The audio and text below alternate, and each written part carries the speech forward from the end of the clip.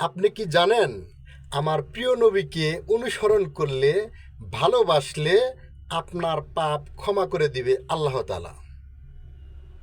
এটা কোরআনে বলতেছে। তাহলে আমি সেই নবীকে কেন ভালোবাসবো না, অনুসরণ করব না?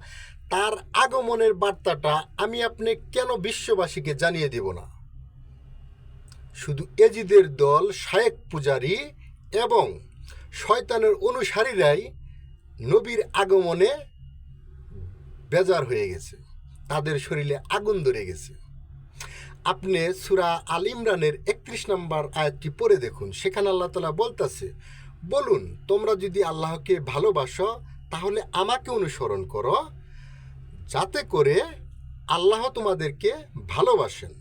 মানে নবীকে অনুসরণ করলে আল্লাহ ভালোবাসবে, আর তার বিনিময়ে তোমাদেরকে ক্ষমা করে দেওয়া হবে। আল্লাহ পরম দয়ালু, ক্ষমাশীল। তাহলে সেই নবীর আগমনের বার্তা আমি কেন আপনি বিশ্ববাসীকে জানিয়ে দিব না? তাই যারা নবী প্রেমিক তারা আপনারা যে যার জায়গা থেকে নবীর আগমনের বার্তাটা ছড়িয়ে দিন। জয় হোক নবীর।